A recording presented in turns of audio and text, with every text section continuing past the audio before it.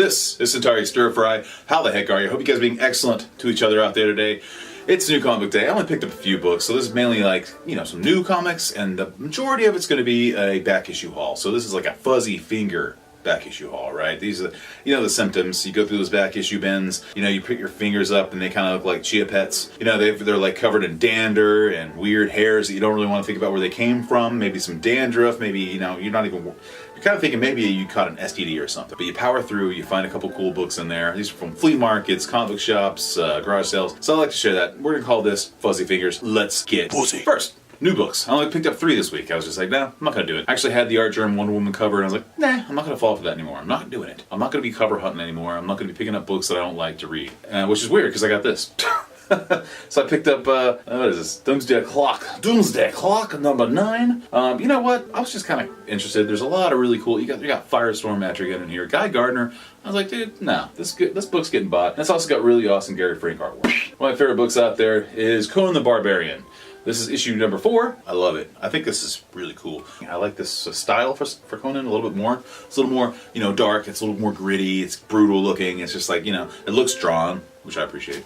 I picked up X-Men number 13. I know. And I dumped X-Men after 3 issues or 4 issues the first time around. I tried 11, which I think was probably a bad jumping on point. I avoided 12. Is that right? I avoided 12, whatever it is. It was like an $8 book. I just didn't care about that. And it has Cyclops, Havoc. It's got Wolverine in his brown costume. I mean, it's got a lot of cool stuff. So if you're an old school X-Men fan, I think now, with issue number probably 12, but I think now is the time to get back on Uncanny X-Men and give it another chance, because this has got a lot. It's got Dark Beast in it, magic. Yeah, it's got a lot of things that I don't know if you can tell, but below Steve Rogers, some Twin Peaks. I also picked this up. Actually, I had my wife get it for me. She's at the Walmarts. Swamp Thing number 1. I love this cover. I love it. And this will be the last time I ever pick up another Walmart book. It looks cool. I had to get it. It's awesome. It's actually got some pretty cool stories in here. There's a new story, and there's also a lot of stuff from New 52. So there's some Animal Man stuff in here by Jeff Lemire, which is really, really good. And there's the Scott Snyder Swamp Thing stuff from New 52 with awesome art by Yannick Paquette. I picked up this Shiny Hulk. What is this? Incredible Hulk 393. I love it. It's like a little homage to issue number 1. So I love it. It's really cool. Dale Keown artwork. That was a great time. That was a great period. I love that period. Also, I was not collecting this Avengers run as a kid when this was coming out, but I love it. It's I don't know if you can tell who it is, but it's Mephisto, and I think Mockingbird dies in this issue. Spoilers. Continue with the 90s appreciation.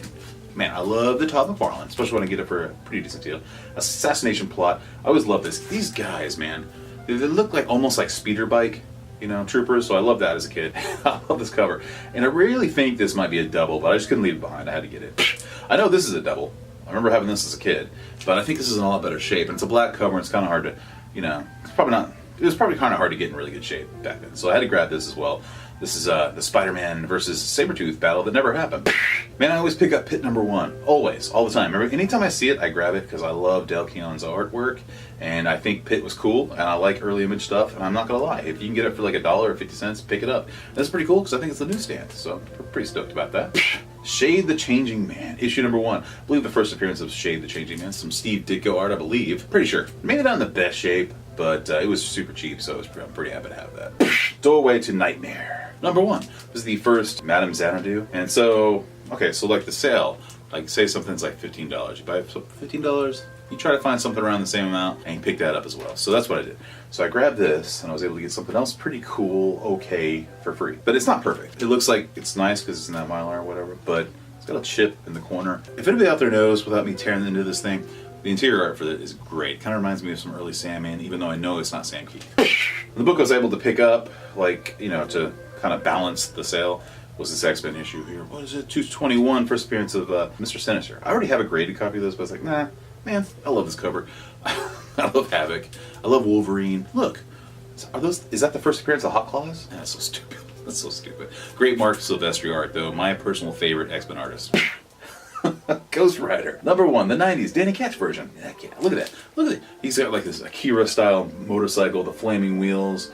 Man, when I was a kid, this was great. I have a copy of this already, and I think it's even a newsstand, because I got it off probably from a drugstore or whatever. But I know for a fact that's Alvita, because I read the crap out of this.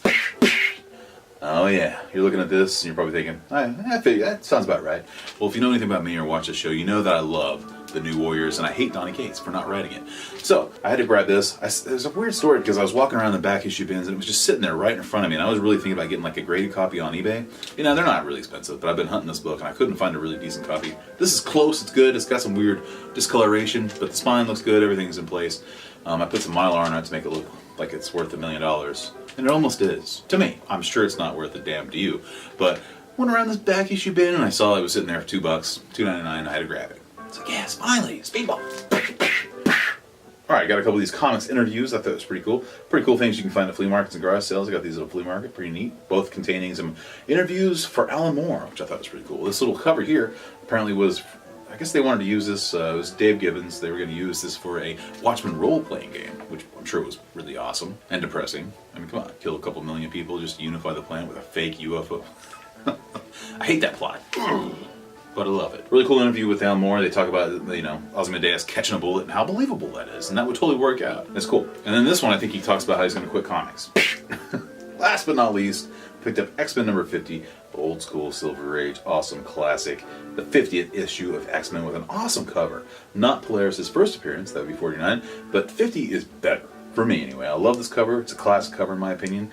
I freaking love it. It's Stranko doing his best Kirby impression. You got the crackles, you got the greens, I like the greens, got the yellows in the background. And I think it's the first time they ever do the X-Men logo like that. So that X-Men logo, that design, that 3D effect coming at you is, I think the first time is in issue number 50. And you'll see that pretty much to this day. So I thought that was pretty cool. That's pretty historical, if you ask me, and I prefer to have this to 49. The only problem is it's not in the best shape. Sometimes you buy these things and they're right in front of you and you're like, yeah, you look it over, you're like, I'm happy with that, just because you want it. But I think someone took some silly putty on some of this. Looks like it lost a little bit of color, but it's still cool enough for me. The only thing I noticed that really bugged me, she's doing the devil horns there, and that's sad. Devil horns? Really? Come on, people. I know it's hip to be a Satanist, but let me tell you something. Come to the light. Come with me. Join me. Let's go. Let's go up there. Let's go up there together. But I'll admit, Satan does have better music. Alright, guys. See you next time. Spay New Year, pets. And remember, Magneto was right.